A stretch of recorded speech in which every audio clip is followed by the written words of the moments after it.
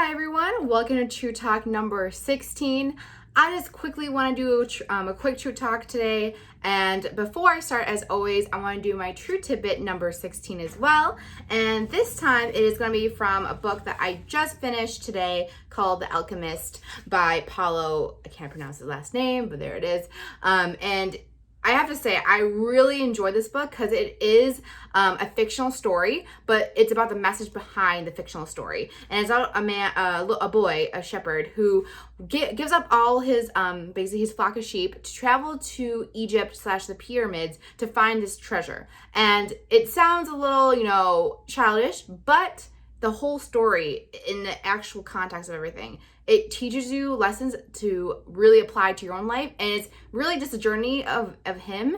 It's just amazing. I love the message. And so my True Tidbit is actually coming straight from the book because I thought this little excerpt that I read really honestly relatable to myself, and I think it's relatable to a lot of people. So I'm gonna read it. It's gonna be a little lengthy than my usual True Tidbits, but it was basically in this story, they tell about the story about a guy who travels to a castle to find the key to happiness, to find the king who apparently knows this. So I'll just read the excerpt to this. The wise man listened attentively to the boy's explanation of why he had come, but told him that he didn't have time just to explain the secret of happiness. He suggested that the boy looked around the palace and returned in 2 hours. Meanwhile, I want to ask you to do something, said the wise man, handing the boy a teaspoon that held 2 drops of oil. As you wander around, carry the spoon with you without allowing the oil to spill. The boy began climbing and descending the many stairways of the palace, keeping his eyes fixed on the spoon. After 2 hours, he returned to the room where the wise man was. Well, asked the wise man, did you see the Persian tapestries that are hanging in my dining hall? Did you see the garden that it took the master gardener 10 years to create? Or did you notice the beautiful parchments in my library? The boy was embarrassed and confessed that he had observed nothing. His only concern had been not to spill the oil that the wise man had entrusted to him. Then go back and observe the marvels of my world, said the wise man. You cannot trust a man if you don't know his house. Relieved, the boy picked up the spoon and returned to his exploration of the palace. This time, observing all the works of art on the ceilings and the walls, he saw the gardens, the mountains all around him, the beauty of the flowers, and the taste with which everything had been selected. Upon returning to the wise man, he related in detail everything he had seen. But where are the drops of oil I entrusted to you, said the wise man. Looking down the spoon he held, the boy saw the oil was gone. Well, there's only one piece of advice I can give you, said the wisest of wise men. The secret of happiness is to see all the marvels of the world, and never forget the drops of oil on the spoon. The shepherd said nothing. He understood the story about the old king had told him. A shepherd may like to travel, but you should never forget about his sheep. So this little excerpt, and I just loved it so much because I felt it was super relatable to me because as a person who just loves to travel, it was like just direct context. But it's relatable to everyone in the fact that you have to live your life. You have to take in the surroundings around you and marvel at the world. And you have one life to live it up. But don't ever forget those 2 drops of oil in the spoon. Be sure you focus on your destiny, your dreams, and make sure you always go towards that direction, but still take in the world around you as you head that direction. And I think this is super important because I think we know that this culture of hustle and grind is very prominent nowadays, and I totally am with it. But I also love to travel. I love experiences. I love being able to spend time with people that can share those experiences with me. So you have to be able to balance those two. You have to be patient with yourself and the fact that, knowing that you will fulfill your destiny if you put the effort to, and you will.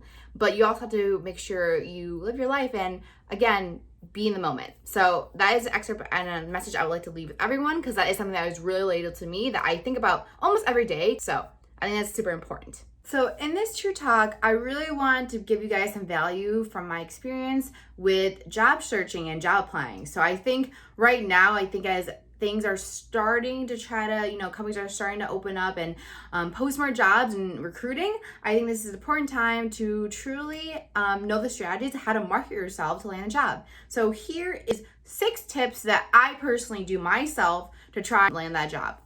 So first being is I love LinkedIn, so obviously it's going to be about LinkedIn. Update your LinkedIn, and when I say update your LinkedIn, I mean, look at your job descriptions and every single experience that you've done and put key results in those descriptions. Don't be too vague about job descriptions, like, organized files. I don't really know. Like, just very general. You guys know what I'm talking about when the general bullet points.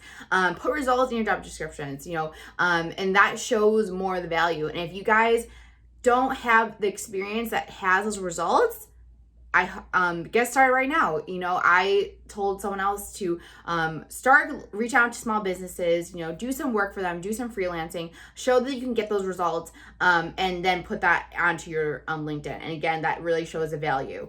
And update your bio too. Put in your bio things about you that besides hard skills that many people have, like whether it's Google Analytics, whatnot, in marketing, show that you have soft skills that bring actual value to the company. Say that you are the person who can change your communication style to other communication styles. So you're a great communicator. Again, show the value that you can bring besides hard skills. Second is, and again, I use LinkedIn for this too, reach out to any individual you think you can learn from, and you can connect with them through LinkedIn. A lot of people, are willing to accept a LinkedIn connection. When you introduce yourself, add a note to your invitation, introduce yourself, talk about something on their profile, talk about a key piece of their profile experience. Maybe it's a content they posted, or maybe it's an experience that you saw that they had, and compliment them and talk to them about that and tell them how you want to learn more from them. But don't ask for anything else, because you want to build those connections, relationships, without making it seem like you're just trying to get something out of them. So I think that's the key point of getting someone to respond through LinkedIn or through an email, is when you talk about them and really show that you're interested and intrigued by their experience and who they are. I remember someone telling me that the only reason why they answered to my LinkedIn connection is because I showed genuine interest in who they are and what they did. Third thing, again, about LinkedIn, as you can tell, I use LinkedIn a lot for my job searching.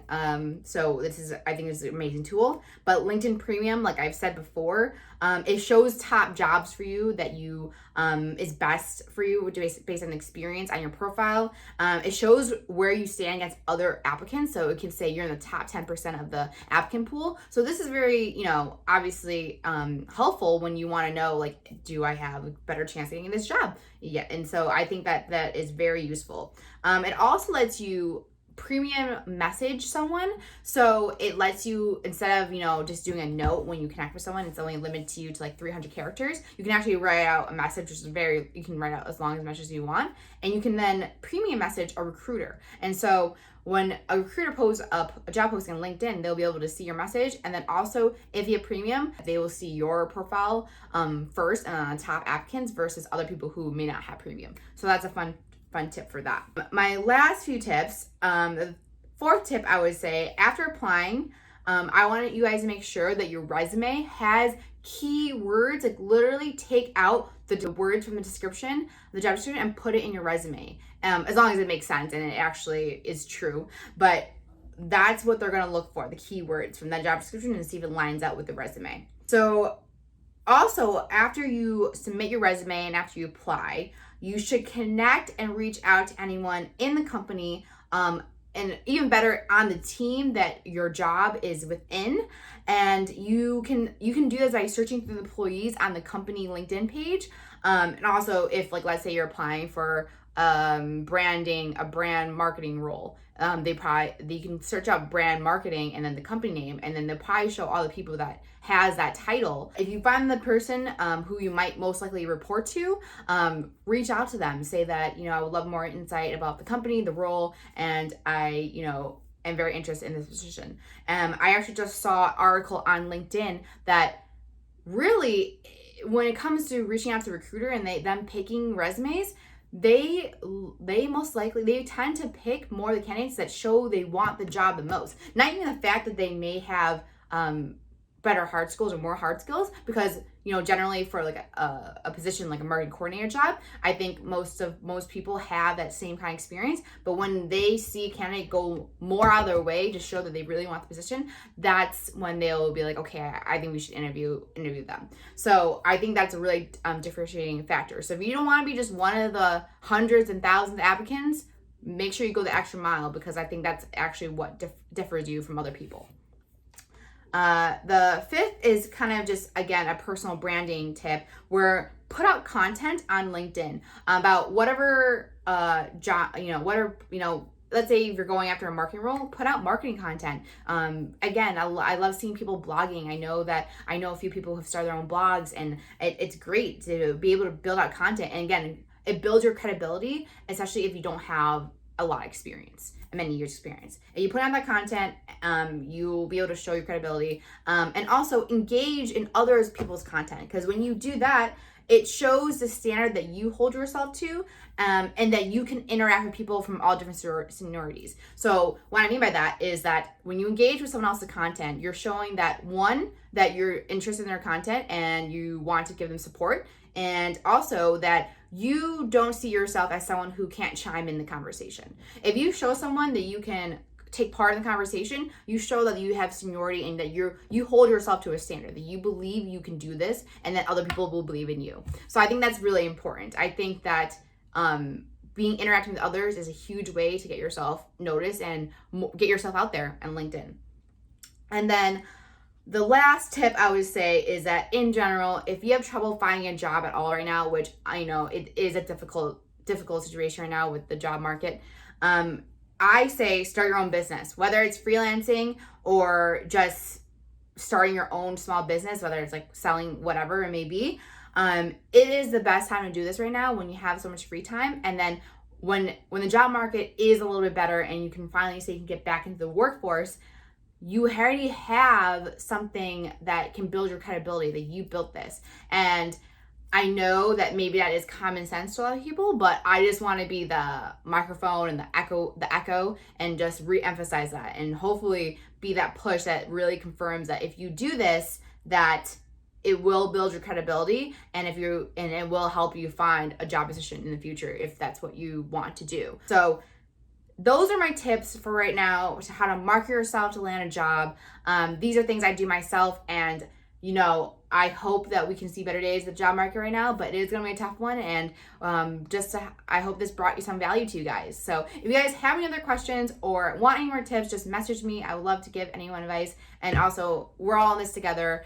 I'm still learning more as I go, and I know that there's much more things that I could be doing as well. So I will talk to you guys next week.